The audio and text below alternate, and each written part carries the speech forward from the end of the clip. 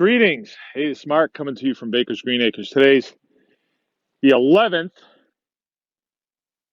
of March, 2021. Yeehaw.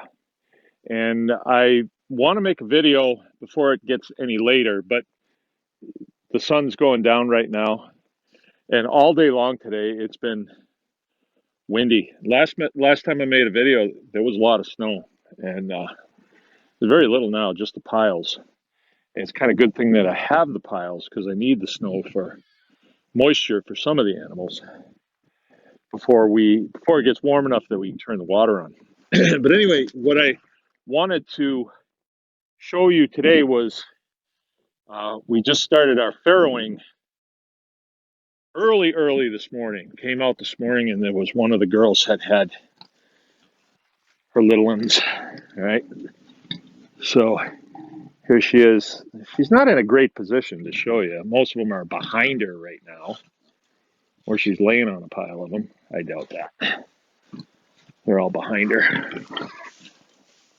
Yeah. She's got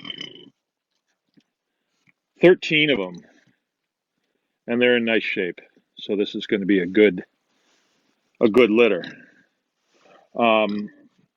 But this is kind of interesting what happened here. When I put this hut out for her, I had to put 3 huts out because there's 3 sows in here that are getting ready to go.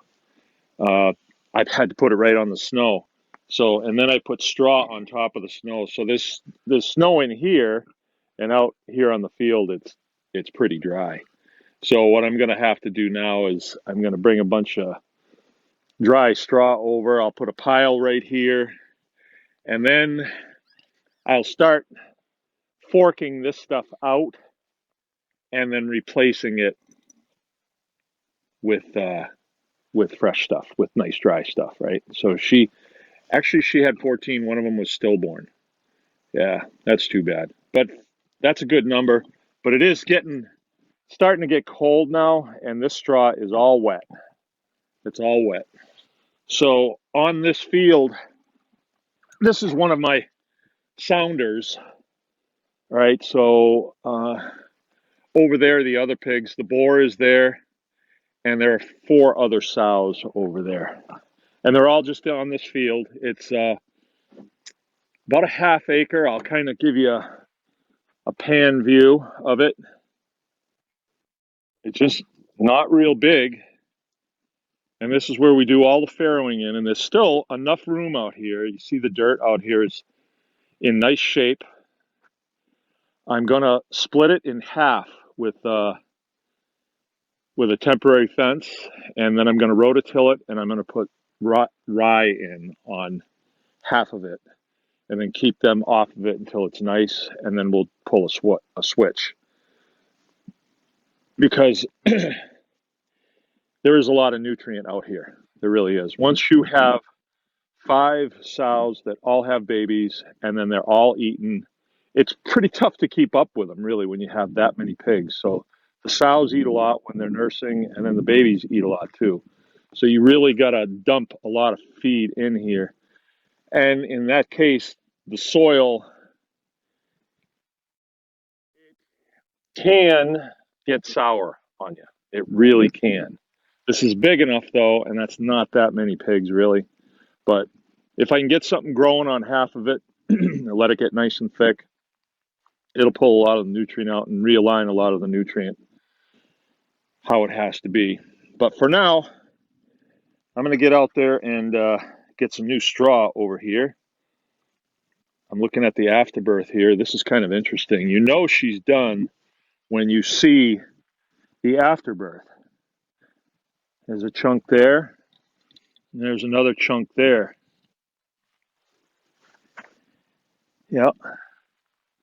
But usually what will happen is she will eat that. But in this case, she didn't. I'm not sure why. She had these fairly early this morning.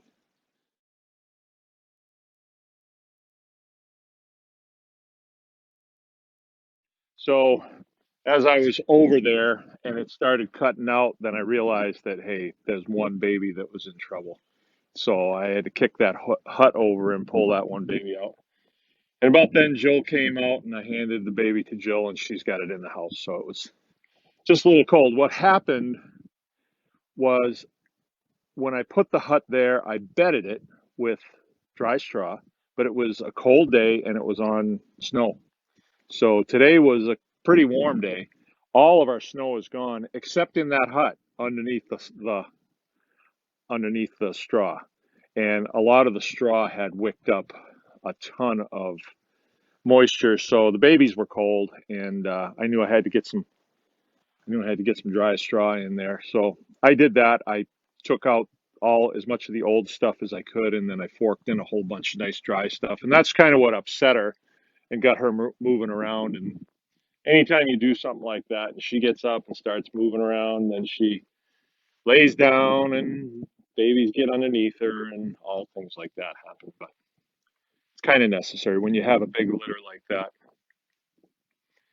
If I swim out of it with 10, I'm real happy. So that's good. So this is just beginning. I have two more to go. I suspect one will be tomorrow morning and one probably within the end of next week. So we go from having no baby pigs here to about 40 of them, just that quick.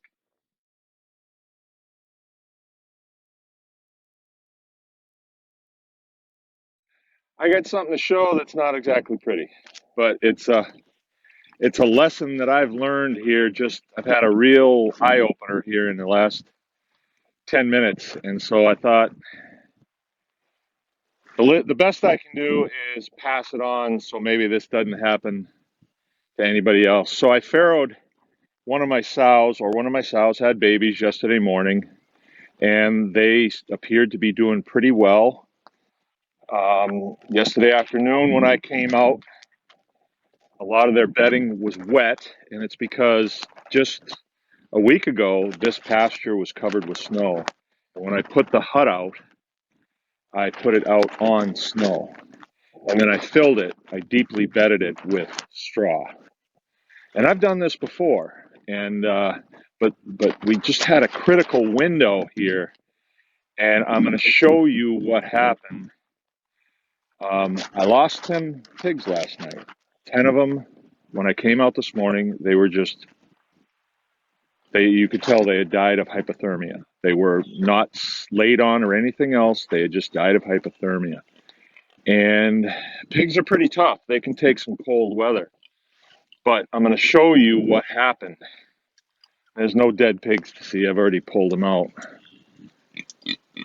This is where the hut, let me turn her around. This is where the hut was. And I've pulled back all the straw. And what do we have? A solid chunk of ice. And that baby is 8 inches thick. Okay? It's an 8-inch thick chunk of ice. And the hut was over it. So basically, what I did was I built a refrigerator. And out here, it's bare ground, it's warm, the sun's hitting it, but inside that hut, it was cold. And I kind of saw that yesterday. I saw that they were a little cold, and so I brought a front end loader full of fresh straw over, and I swapped out the old straw for the new straw, because I could see it was a little bit on the wet side. But I didn't know that there was all that ice under it. This morning I came out, and there was 10 of them. They're just frozen. Not really frozen, just just hypothermia. They just died of cold. And there's no turning that around. It's bad. I mean, it's bad when it happens, and but if nothing else, you see that there's always something that you didn't see coming, even if you've been doing it a long time. And the best I could do was salvage 4 of them out, and they're cold, but I got them laying in the sun right now. One of them's in the house, was a little too far, and will do okay. If I have to, I'll bring all 4 of them in the house and get them warmed up and get them fed. But it's a tough situation because here it is, spring, and you think, oh, nothing can go wrong in the spring. But that was an odd situation. It was a really odd situation. And it took me a couple minutes to figure out what in the heck went on. Because, their bedding was fairly dry and everything looked like it was okay. But when I rolled the hut off, because I wanted to get all the dead ones out, that's when I saw the ice chunk under there. So, yeah, my best intentions. Now, what should I have done? Okay, well, what do you do in a situation like that? If it ever happened again, I would roll the hut to another position, rebed it, dispose of all the wet stuff, just spread it out so she can't get it.